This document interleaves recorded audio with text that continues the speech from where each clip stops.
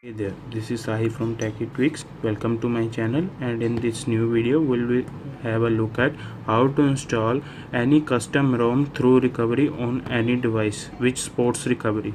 So for this video I am using this Xperia L which have a great developer support. Let me focus. So for that there are basically two requirements. First, you have to add the ROM file which you can get from XDA, and you also need to get the GApps file. This is the GApps file, Google Apps file. Another is the this is the ROM file, AOSP As you can see, it is based on Android Marshmallow, which is 6.0.1. And if you want to root that ROM, you have to add that super SU file. So for proof I'll show you the current version of this phone, which is actually 4.2.2 Android Jelly Bean. To get new ROM, what you have to do is you have to switch off your mobile phone.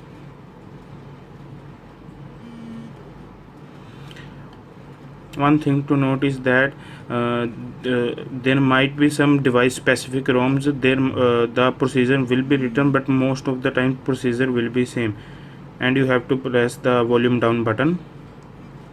As you can see, now it will be in recovery.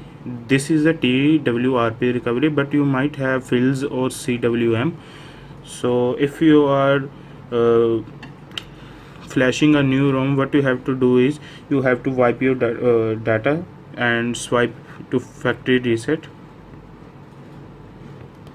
As you can see, touch acting a little bit crazy.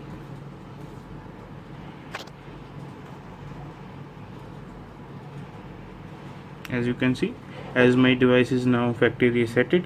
Now if you want to be on the safer side, before doing wiping or factory reset, you can always backup your system through an Android backup. If you want to have a look at that, I'll make a dedicated video for that.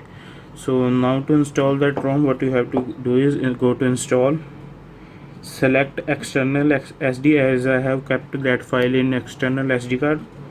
Okay, so firstly you have to flash that main ROM. As you can see, this is the main ROM. Let me focus on this.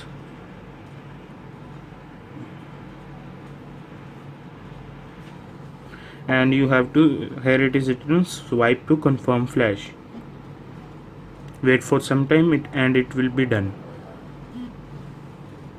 As you can see, the flash has completed. One other thing to note is that this may take a variable time depending on your smartphone. It may take a minute, or it may also go up to 5 minutes after flashing. Now after flashing the ROM, you have to flash the GApps file in the same way, and it will be done quickly as compared to the ROM, but yes, it will take some time. As you can see, it is also completed. So we'll now install the super SU file. Although this is not where it is, yes, this is the super SU file.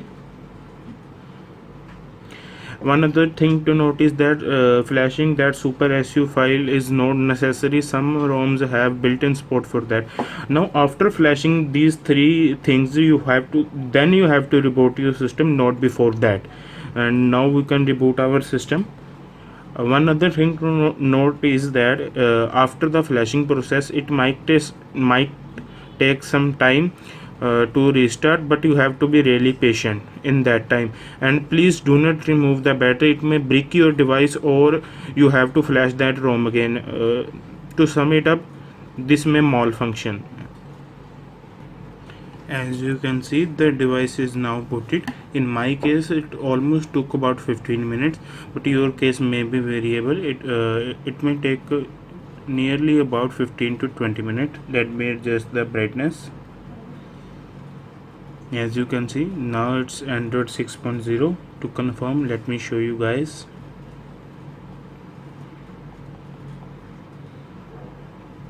As you can see,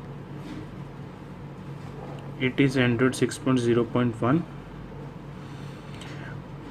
Marshmallow. So this was the procedure for flashing your device with latest ROM based upon Marshmallow or any other. But one instruction I need to give you people is that please check your post or thread from where you have got your ROM. If you want to install this ROM on Xperia L, the links will be in description down below. But you can't use those links for any other devices. You can use them only on this Xperia L. All devices have different files for flashing, and if you don't know anything, you can always consult me in comments down below. So thank you for watching. It's Sahi from Techie Tweak signing off.